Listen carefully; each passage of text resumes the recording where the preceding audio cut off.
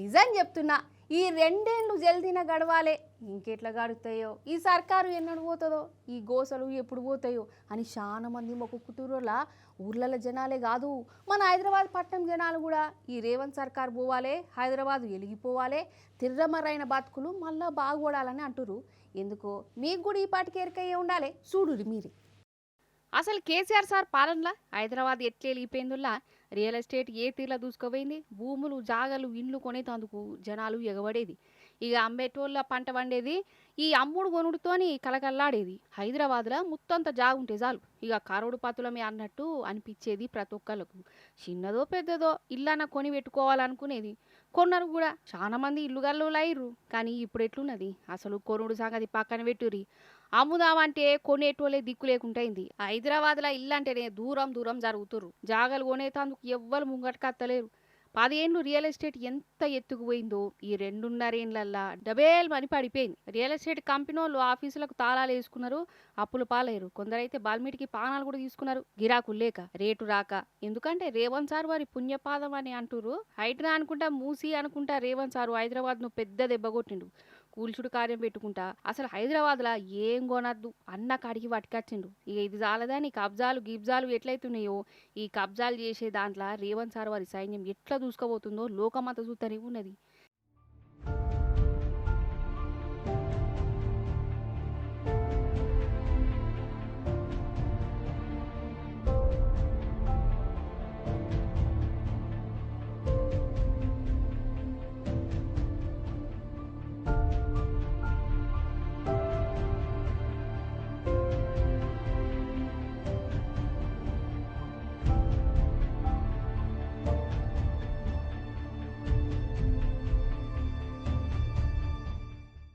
నిజంగా ఎట్లుండే హైదరాబాదు, ఎట్లయిపోయిందోలా. కరోనా కాలంలో కూడా రియల్ ఎస్టేట్ వ్యాపారానికి డోకా లేకుండే, కొనుడు అమ్ముడు జోరుగా నడిచేటి, గర్వంగా నిలబడ్డది హైదరాబాదు. కానీ ఇప్పుడు కట్టిన అమ్ముడు పోతలేవు, కొత్త కట్టేటందుకు ధైర్యం అత్తలేదు, అప్పుల పాలయ్యి ఆగమాగమవుతురు. హైదరాబాద్లో ఏడో చూడు ఫ్లాట్లు అమ్మబడును, ఈ ఇండ్లు అమ్మబడును అనే బోర్డులే కానొస్తున్నాయి. సగం సగం కట్టి ఇడిచిపెట్టిన వాటికైతే లెక్కనే లేకుంటైంది. అసలు సగం రేటు కూడా అత్తనే అత్తలేదట. అసలు రియల్ ఎస్టేట్ అంటేనే రేవంత్ రెడ్డి, రేవంత్ రెడ్డి అంటేనే రియల్ ఎస్టేటు అని పోజులు కొట్టిండు. ఇలా ఏం చేసిండు మరి రియల్ ఎస్టేట్ని బొందబెట్టిండు, మొత్తానికి 100 ఫీట్ల అడుగులో పాతి పెట్టే పని చేసిపోయిండు. మన గవర్నమెంట్ ఉన్నప్పుడు పెద్దలు కేసీఆర్ గారు ఉన్నప్పుడు ఇప్పుడే నరేందర్ రెడ్డి గారు చెప్తా ఉన్నారు, షాబాద్లో చందన్వెల్లి కానీ సీతారాంపూర్లో కానీ ఎకరా 30 లక్షలు ఉండేది. కానీ అక్కడ ఇండస్ట్రియల్ పారిశ్రామిక పార్క్ తెచ్చిన తర్వాత అక్కడ ఇవాళ ప్రపంచ ప్రఖ్యాతి కలిగిన కంపెనీలు, ఒక మైక్రోసాఫ్ట్ కావచ్చు, అమెజాన్ కావచ్చు, వెల్స్పన్ కావచ్చు, ఇంకా ఇతర కంపెనీలు తీసుకొచ్చిన తర్వాత ఇవాళ ఎకరం 3 కోట్లకు తక్కువ ఇవాళ షాబాద్లో లేని పరిస్థితి ఆ ఏరియాలో. అదే రేవంత్ రెడ్డి గారు వచ్చిన తర్వాత ఇవాళ లక్షల మంది రియల్ ఎస్టేట్ మీద ఆధారపడి పనిచేసుకునే తమ్ముళ్ళు చెల్లెళ్ళు, మరి వారందరూ కూడా ఇవాళ దివాలా తీసే పరిస్థితి వచ్చింది. నిజంగా కూడా వాస్తవం ఏంది అంటే, ఎన్నికలకు మునుపు ఎకరం ₹1 కోటి పలికింది కూడా ఇవాళ కనీసం 50-60 లక్షలు కూడా కొనడానికి ఎవరు సిద్ధంగా లేరు. దారుణమైన పరిస్థితి ఉన్నది. ఎందుకు ఈ పరిస్థితి మనం ఆలోచన చేసుకోవాల్సిన అవసరం ఉంది. కానీ ఇది ఎంత ఘోరమలా, రియల్ ఎస్టేట్ వ్యాపారాన్ని నమ్ముకొని లక్షల మంది బ్రతుకుతురు హైదరాబాద్లో. ఇప్పుడు వాళ్ళ నోట్లే మనువడ్డట్టే చేసిండు రేవంత్ సారు. ఈ షేయి పార్టీ పోతేనే మళ్ళా మంచి రోజులు వచ్చేటట్టు లేవని అంటురులా, దినదినం గండం లేక గడుపుతురు. మన తెలంగాణ మనం తెచ్చుకున్నాం, కేసీఆర్ సారు ముఖ్యమంత్రిగా ఉన్న 10 ఏళ్ళు మన తిరువకి ఎవ్వరాలి. కానీ ఇప్పుడు చూడు, మళ్ళా మన మీద, మన భాష మీద, మన యాస మీద, మన పండుగల మీద ఇసంగాకుతూనే ఉన్నారు. ఎంత కండ్ల మంటతనం కావచ్చు, అసలు ఎంత కడుపు మంట అయి ఉండాలి మన మీద. అగో మన భాష యాస మీద కొందరు ఇంకా ఎట్లా ఏడుస్తుర్రో చూడుర్రల్ల. ఒక కొత్త సినిమా అత్తందోళ్ళ, పేరు ఇడుపు కాగితం. వారేవా ఎంత మంచి పేరు, అసలు సిసలైన తెలంగాణ మాట కదా ఇది. నాకు ఈ పోస్టర్ కూడా మస్తు నచ్చింది. అగో ఆడవిల్ల అత్తగారింటికి మళ్ళా పోయేటప్పుడు మన తెలంగాణలో తల్లిగారోళ్ళు బిడ్డను అల్లుని ఎట్లా సాగదూలుతారో ఈ పోస్టర్తోనే కండ్లకు కట్టినట్టు చూయించిరు. అగో అప్పలు, నెయ్యి, తొక్కులు, ఇక తాటికలు సీసా ఇచ్చి పంపుతురు. మీకు కూడా మంచిగా అనిపిస్తున్నది కదా. కానీ ఇదే పోస్టర్ మీద అటు ఆంధ్రాలో ఉండే కొందరు సోషల్ మీడియాలో ఎంత ఈసంగాకుతున్నారో చూడురోలా. ఒకడేమో ఈ పోస్టర్ పెట్టి ఆంధ్రాలో తెలుగు డబ్బింగ్ ఉంటుందా అని చిడాయిస్తుండు. ఇట్లా రాసినోడిని ఏమనాలి, డబ్బింగ్ ఉంటుందా అంటే ఎంత గర్ర కావచ్చు అంటే ఇడుపు కాగితం అంటే వానికి తెలవకుంటే అది వాని రోగం. డబ్బింగ్ చేస్తారా అనుడేంది ఆగడిసే ఇప్పుడు వచ్చే తెలుగు సినిమాలను తెలంగాణలో విడుదల చేసేటప్పుడు డబ్బింగ్ చేస్తారా అంటే ముఖం ఏడబెట్టుకుంటాడు మరి. అంతే కదా మరి. మనమేమో ఏ సినిమా అయినా కానీ ఎవరు తీసినా మంచుకుంటే ఎగబడి చూస్తాం. కానీ వాళ్ళు చూడు ఒక సినిమాకు తెలంగాణ పేరు ఉంటేనే ఎట్లా ఓడతలేరో. ఈసంటోళ్ళు చాలా ముప్పేరోళ్ళ సబ్ టైటిల్స్ వేస్తే చదువుకుంటా ఖుషి అవుతాం ఆంధ్రోళ్ళం అని ఇంకొకడు. ఏందోళ్ళ వీళ్ళ బాధ. అసలు ఇడుపు కాగితాలంటే తెలియని ఈసంటోళ్ళను కాగితాన్ని చూడాలి. గిదే ఇడుపు కాగితం. దీన్నే ఇడుపు కాగితం అంటారు. మన భారత ప్రభుత్వం విడుదల చేసిన రాజపత్రం ఇది ఇడుపు కాగితమే. అంటే ఆంధ్రాకు తెలంగాణ వేరు పడ్డాయి ఇట్లా చెప్తే వాళ్ళకి మంచిగా అర్థమవుతుంది మరి. అంటే విడాకులు అని పేరు పెట్టాలి కావచ్చు. అట్లా పెట్టినందుకు వీళ్ళకి ఎట్లనో అవుతున్నది. నిజం చెప్తున్నా మన తెలంగాణ రానప్పుడు మన భాషను అవమానం చేసిరు, మన యాసని ఎక్కిరిచ్చారు, మన పండుగలను బనాయించారు. అసలు మనకు తిండే చక్కగా తినరాదని ఏమేమో మాట్లాడిరు, మస్తు అవమానం చేసిరు. గిసంటి దేడి దిమాకోలతోని సోపతే అద్దని మనం కొట్లాడి తెలంగాణ తెచ్చుకున్నాం. మన తెలంగాణ మనకు వచ్చినాక కేసీఆర్ సార్ ముఖ్యమంత్రి అయినాక ఏడరైతే తెలంగాణ భాష యాస గోసపడ్డదో ఆనే కోలాటమాడింది. సినిమా అంటే తెలంగాణ, భాష అంటే తెలంగాణ అన్నట్టుపోయింది. ప్రతి ఒక్కరు తెలంగాణ యాసల్ని సినిమాలు తీసిర్రు, సూపర్ హిట్లు కొట్టిర్రు. అసలు మన తెలంగాణ తిరవకే రాలే కేసీఆర్ సారు సీఎం ఉన్నన్నాళ్ళు కిక్కుమన్లే. కానీ ఏమంటే చేపాటి ప్రభుత్వం వచ్చిందో ఇగో మళ్ళా బుస కొడుతూనే ఉన్నారు. ఒకళ్ళేమో తెలంగాణ మీ అయ్య జాగిరా అని అయ్యలు అవ్వాలని మాట్లాడతారు, ఉగ్రవాదుల ఆలోచన అని అంటారు. మళ్ళీ నీళ్ళని ఎత్తుకుపోయి కుట్రేషాలు చేస్తుంటారు. ఇప్పుడు మళ్ళీ మన భాషను యాసను ఇట్లా అవమానం చేస్తున్నారు. ఎవడిచ్చిన ధైర్యం వీళ్ళకి, ఎవరిచ్చిన హిమ్మతి?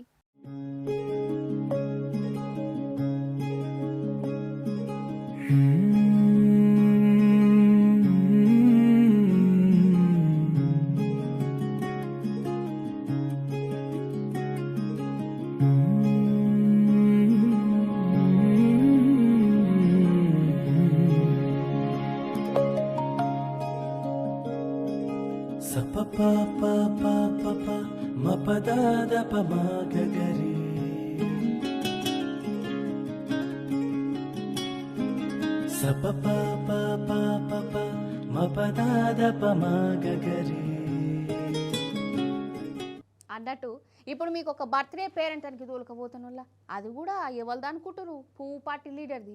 ఇక రాజకీయ లీడర్లు గిసంటి సెలబ్రిటీల బర్త్డే అంటే పెద్ద పెద్ద హోటళ్ళల్లో, ఫంక్షన్ హాల్లల్లో తీరొక్క డెకరేషన్లు చేసుకుంటా ధూమ్ధామ్గా చేసుకుంటారు కదా. మరి ఈ లీడర్ ఎట్లా చేసుకున్నాడు? ఏ పాట డెకరేషన్ చేసిండు? ఏంది కథ? అరుచుకుందని రారి. ఇగో గిదే హ్యాపీ బర్త్డే పేరంటం. ఏడ చేసుకుంటురో కనబడుతుంది కదా. మురికి కాల్వల మురుగునీరు పోతుంటే అల్లనే టేబుల్ వేసి ఆ టేబుల్ మీద కేక్ పెట్టి ఆ కేకును కట్ చేసి హ్యాపీ బర్త్డే టు యూ అని చెప్పుకుంటుర్రోలా. అన్నట్టు ఈ హ్యాపీ బర్త్డే వేసుకునేది ఎవలయ్యా అంటే పువ్వు పార్టీ కౌన్సిలరు. మన ఆగ్రాపట్నం ఉన్నది చూడు, తాజ్ మహల్ ఉంటది కదా, ఆన్నే ఒక కాలనీ ఉన్నది. ఆ కాలనీ అంతా మురుగునీరేనట. మున్సిపాలిటీలు కాలువలు సాఫ్ చేస్తలేరట. అందుకే లోకల్ బీజేపీ కౌన్సిలరు ఇగో గిట్లా అదే మురికి నీళ్ళ బర్త్డే వేసుకొని నిరసన ఎత్తుండు.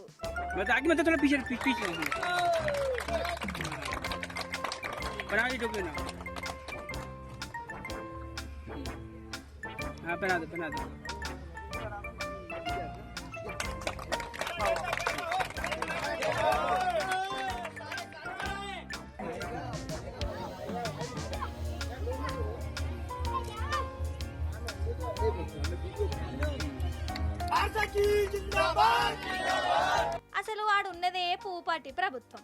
లోకల్ ఎమ్మెల్యే కూడా పువ్వు పార్టీ. మోదీ సారేమో స్వచ్ఛ భారత్ అంటాడు. కానీ ఆ స్వచ్ఛ భారత్ ఎంత సక్క ఉన్నదో వాళ్ళ పార్టీ కౌన్సిలర్ గిట్లా బయట పెట్టిండు. సరే నిరసన వేయవలసిందే, మంచి పనే వేసిండు. కానీ ఇక డ్రైనేజీ మురుగునీళ్లు పారే కాల్వల ఆయన దిగుడే కాదు, అక్కడ జనాలు కూడా గల్లనే దింపి ఈ బర్త్డే వేసుకున్నాడే మంచిగా అనిపిస్తలేదల్లా చాలా మందికి. అసలే కౌన్సిలర్ అయ్యే ఆయన చెప్పినాక అయినకుంటే ఎట్లా అని వాళ్ళు కూడా కాలువల దిగి కేకు ముక్కలు తిన్నారు. నిరసన చేసుడేందో గాని రోగాలు పట్టుకొచ్చి తట్టున్నాడు కదా ఈ లీడరు అని అక్కడోళ్ళే అంటురట. మొత్తానికి భలే తెలివిమంతుడు కదా ఈ పువ్వు పార్టీ లీడరు. ఏ మాట కామాటెనులా, అటు తిరిగి అటు మళ్ళే వరకల్లా సర్వం దోషేటోళ్ళు ఉన్నారు. అసలు ఈ కాలమే మోసం చేసే కాలం, మందిని ముంచే లోకం. అంతే కదా. అసలు నీతి నిజాయితీ అన్న మాటలే చాలా మంది మర్చిపోయి చాలా వదిలే అవుతున్నది. కానీ అందరు అట్లా లేరు. నియతిగల్లోళ్ళు ఇంకా మన చుట్టుముట్టే ఉన్నారు. అసంటి ఒక అక్కతోనే మీకు ములాఖాత్ చెప్పితా రాని తిరుపతికి. నిజంగా గీ అక్కకైతే చేతులెత్తి మొక్కవలసిందే. ఆమెను ఎంత తారీఫ్ చేసినా తక్కువే. ఎందుకంటారా, ఒకటి కాదు రెండు కాదు, కండ్ల ముందే 45 లక్షల రూపాయల విలువ గల బంగారం ఉన్నా, ఇంటికి పట్టుకుపోయే ఛాన్స్ ఉన్నా గవ్వేం చేయకుండా నియతగా పోలీసులకు అప్పచెప్పింది. అయితే బెంగళూరులో ఉండే కుటుంబం తిరుపతికి పెండ్లి కార్యానికి వచ్చింది. వాళ్ళ ఇంట్లోలేదే పెండ్లి. ఇక సామాన్లు గీమాన్లు బంగారం అవన్నీ ఉంటాయి కదా. పోయేటప్పుడు ఒక హోటల్కి పోయి అన్నం తిన్నారు. కానీ వాళ్ళు ఇంటికి పోయేటప్పుడు హోటల్లోనే బ్యాగును మర్చిపోయారు. ఆ బ్యాగుల 300 గ్రాముల బంగారం ఉన్నది. అంటే దగ్గర దగ్గర 45 లక్షల రూపాయల విలువ అన్నట్టు. ఈ బ్యాగును హోటల్లో క్యాషియర్గా పనిచేసే ఈ శశి అనే అక్క చూసింది. ఆమె భద్రంగా హోటల్ అనేది దాచిపెట్టింది. మర్చిపోయిన వాళ్ళు మళ్ళీ వస్తారేమోనని. కానీ వాళ్ళు రాలే. అటే ఇంకా పోలీసులకు అప్పచెప్పిన వాళ్ళ నిజంగా గ్రేటే కదా అసలు. ఈ కాలంలో ఎట్లున్నదోలా అటు చూసి ఇటు చూసే వరకల్లా మాయం చేసేటోళ్ళు మోపారు. 100 రూపాయల కోసం మర్డర్లు చేసేటోళ్ళు కూడా ఉన్నారు. సొంత కుటుంబం వల్లనే పైసల కోసం మోసం చేసేటోళ్ళు ఉన్నారు. అసంటిది ఈమె హోటళ్లలో పనిచేసి చిన్న కొలువైనా కానీ కండ్ల ముందు గంతగనం బంగారం కనబడ్డ పరుల సొమ్ము పామసంటిదని అనుకుంటా అప్పచెప్పిందట. గ్రేట్ కదా మరి. శభాష్ అనుర్రి.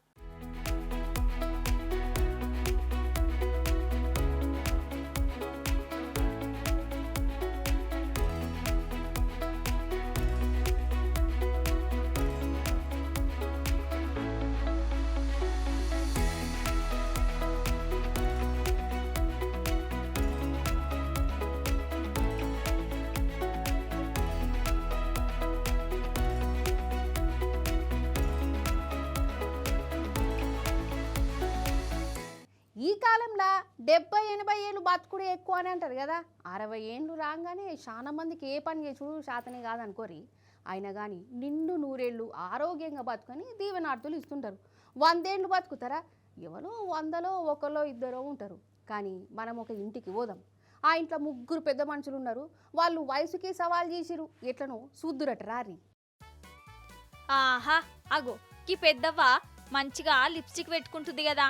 75-80 ఏండ్లు ఉంటుంది కావచ్చు అనుకునేరు. కాదు కాదు, 106 ఏండ్లు. ఆగుర్రి, ఈ వయసు ఇన్నాక పర్షన్ కాకుర్రి. ఇంకా పర్షన్ చెయ్యాలనా? అయితే ఇగో ఇడ ఇంకో 2 కూర్చున్నారు. మొత్తము 3. వీళ్ళు అక్క ఎల్లెండ్లు. పెద్దక్క వయసు 106 ఏండ్లు అయితే ఇగో గీ నడిపామెకు 104 ఏండ్లట. ఇగో చిన్నామెకేమో ఇప్పుడు 103 ఏండ్లు. ఇక చెప్పు కథ. ఈ 3 అక్క ఏళ్ళెళ్ళు 100 ఏండ్ల మీదనే ఉన్నారు. ఇంకా వాళ్ళ పనులు వాళ్ళే వేసుకుంటారు. ఇప్పుడు గిదే దున్యాను పరిశాన్ చేస్తుంది. సైన్స్ వాళ్ళకు చక్కెర వచ్చినట్టు చేసింది. గిన్నిస్ బుక్కులు అయితే ఇలా వయసు చూసినాక ఆగమాగమయ్యారు. అందుకే వాళ్ళ బుక్లా ఈ 3 అక్క ఏళ్ళ పేరెక్కించుకున్నారు. ఒక్కింట్లోనే 300 ఏండ్ల వయసు గల్లోళ్ళు దున్యాలనే ఏడలేరు వీళ్ళు తప్ప అని.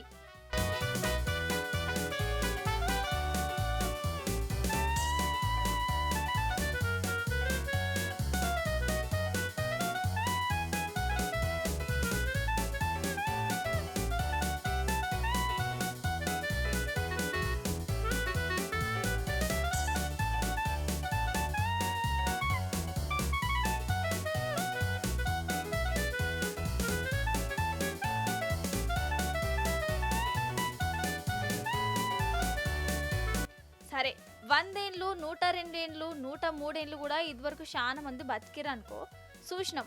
ఏదో కూలరా ఇప్పటికి కూడా ఒకళ్ళన్నా ఇద్దరన్నా ఉంటారు. కానీ ఒక్కింట్లోనే 100 ఏండ్లు మీద పడ్డ 3 అక్కయ్యలు ఉండు మాత్రం చిత్ర విచిత్రమే కదా. కొంపదీసి వీళ్ళింట్లా అమృతంగా సుంటిది గిట్లా ఏమన్నా ఉన్నదా ఏంది? ఇగో గిట్లనే కారడ్డ మాడుతురోల్లా. అసలు ఇంతకు వీళ్ళు గిన్నేళ్ళు ఎట్లా బతికిర్రు? ఎనకటి సంది ఏం తిన్నరు, ఏం దాగిర్రు, ఇలా కథ ఏంది, కార్ఖానేంది? ఇగో ఇవన్నీ అరుచుకునేందుకు సైన్స్ వాళ్ళు రంగంలోకి దిగిర్రోల్లా. అంటే 100 ఏళ్ల సంది వీళ్ళు ఏమేం చేసిర్రో గవన్నీ ప్రయోగాలు గియోగాలు అన్నీ వేసి లోకానికి చెప్పి జనాలందరూ ఆవుసు ఇంకా పెంచే ఉపాయం గిట్లా చేస్తారు కావచ్చు. వాళ్ళ ఆత్రం వాళ్ళది అన్నట్టు వీళ్ళు ఎక్కడోళ్ళో చెప్పలేదు కదా. గా బ్రెజిల్ దేశం అక్క ఇళ్ళట. కానీ 100 ఏండ్లు మీద పడ్డా గాని 3కి 3 ఎంత సంతోషంగా ఉన్నారో చూడు.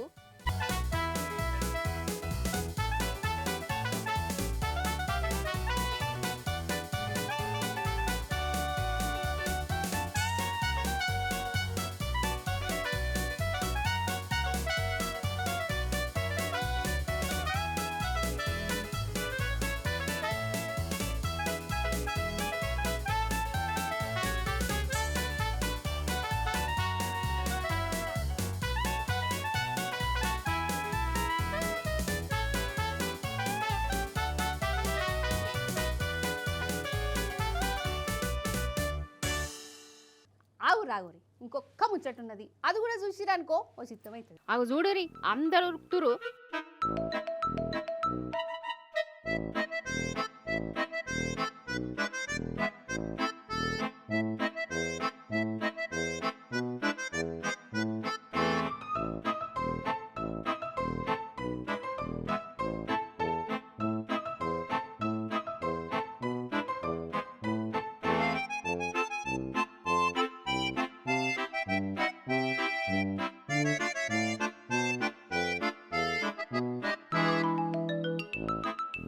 ఉరుకుతురు బరాబరే.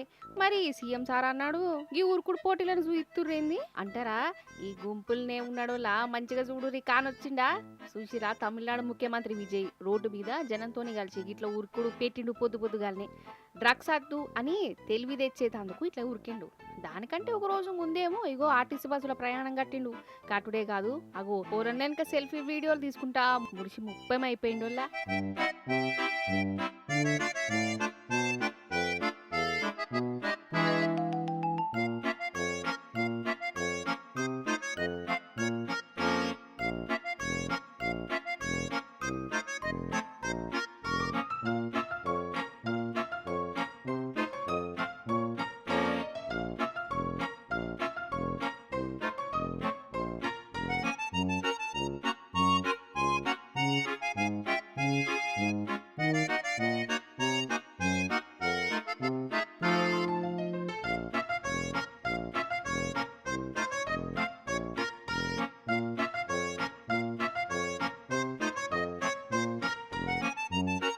అసలు సీఎం అంటే కాన్వాయ్ల సెక్యూరిటీ గిక్యూరిటీ అన్నీ ఉంటాయి కదా, కానీ ఇవన్నీ పక్కకు పెట్టి జనంలో కలిసిపోయి వాళ్ళతోనే ఇట్లా పోతుంటే ఈయన ఫ్యాన్స్ ఒగ ముడిచిపోవుడు కాదు.